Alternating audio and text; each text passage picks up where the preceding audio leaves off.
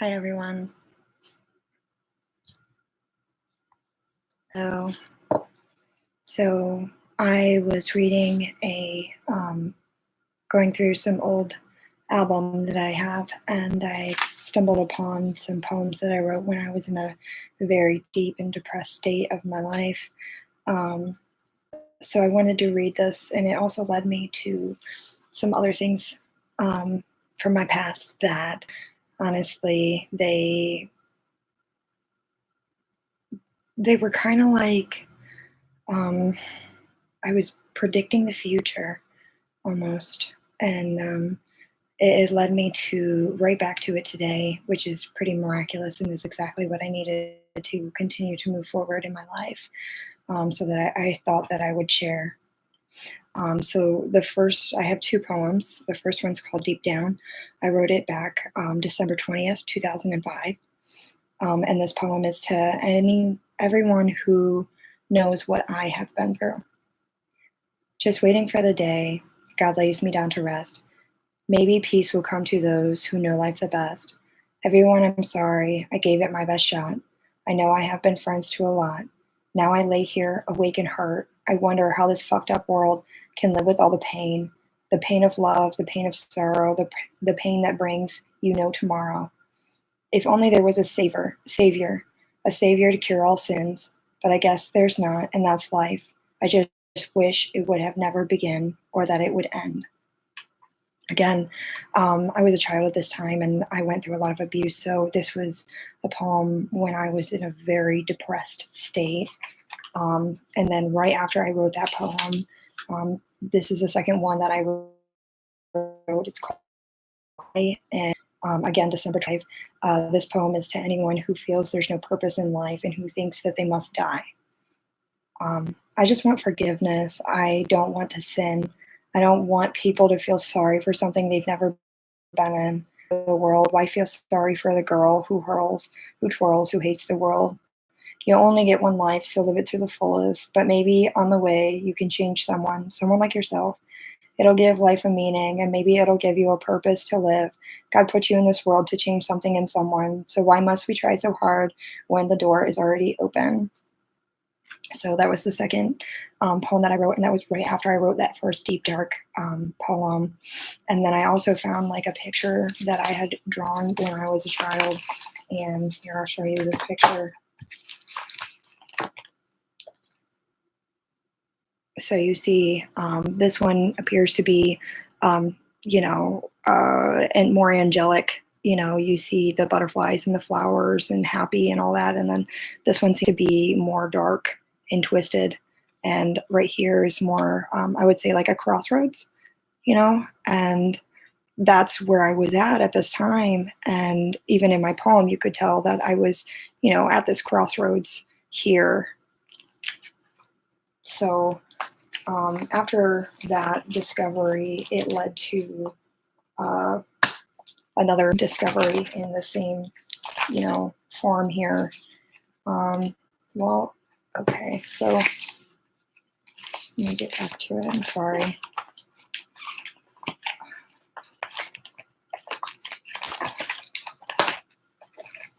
There we go. It's called Baby Steps. It's a guide to a better life. All right. So this is something that I found in a book when I was younger as a child. I was actually at Seneca County Youth Center because honestly, I really wasn't a bad girl. I would run away because I didn't have a reason. Nobody cared. Why should I? So, but after that happened, I went to jail because I had made some mistakes. I broke probation or something. I don't know. But when I was there, I read this book. And in the book, I found this little section of it. So there are steps. I even took the time to type it up and everything. That's how,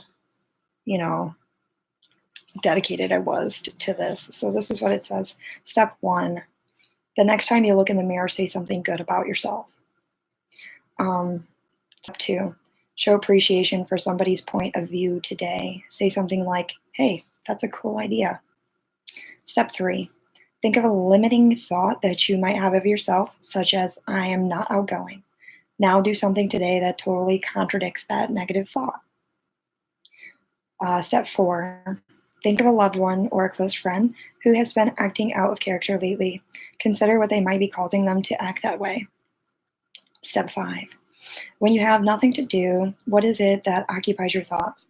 Remember, whatever is most important to you will become your thought or your life center. And then it asks, what occupies my time and energy? Step 3, the golden rule. Begin today to treat others as you would want them to treat you. Don't be impatient, complain about leftovers, or badmouth someone unless you want the same treatment. Step 7, sometime soon, find a quiet place where you can be alone. Think about what matters the most to you. Step 8, listen carefully to the lyrics of the music you listen to most frequently. Evaluate if they are in harmony with your principles that you believe in. Step 9, when you do your chores at home or work tonight, try out the principle of hard work. Go the extra mile and do a little more than is expected. All right, so, and then the next section is called Keep Promises to Yourself. Step 1, get up when you plan to for 3 days in a row. And step 2, identify one easy task that needs to be done today, like putting in a batch of laundry or reading a book for an English project assignment. Whatever might resonate with your own personal life. Decide when you'll do it, and now keep your word and get it done. Do random acts of service. Sometime today, do an anonymous deed like writing a thank you note, take out the trash, or make somebody else's bed. So, pretty much just do something good for somebody else.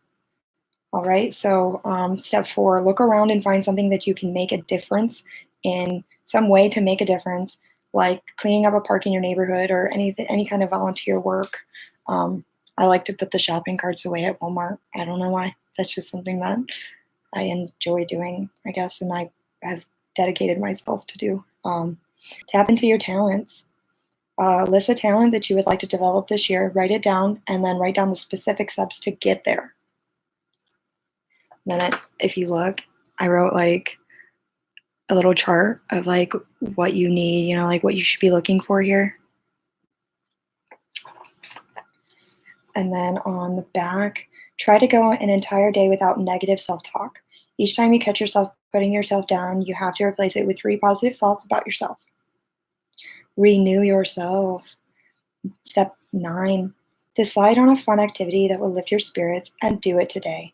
For example, turn up the music and dance. Absolutely, I love dance. Step 10, feeling lethargic? Get up right now and go for a fast walk around the block. So I was reading this to my son earlier, and when I read that, we literally got right up, ran down the alley, and ran back. It was an amazing experience to have, especially with my child. Be honest. The next time that somebody asks you what you're doing, share the complete story. Don't leave out the information meant to mislead or deceive. Don't leave out any information. Somebody says, hey, what are you doing? Just tell them what you're doing, or tell them your thoughts, What do you think and what you do and how you're being, it matters. And if they ask, that means they care. So you should tell them. And then the last thing it says is, for one day, try not to exaggerate or embellish. So I believe that anything is good as long as it's in moderation. So learning to moderate, learning how to balance everything out is a bit of a struggle, I think, for us all. But yeah, so these are my thoughts for today. I plan on sharing more thoughts. And yeah, so thank you for listening. Please like and share and subscribe to my page and continue to follow me. And I'll tell you more about my views in the world and the origins. And if you have anything specific that you might want to ask, I will make a video and explain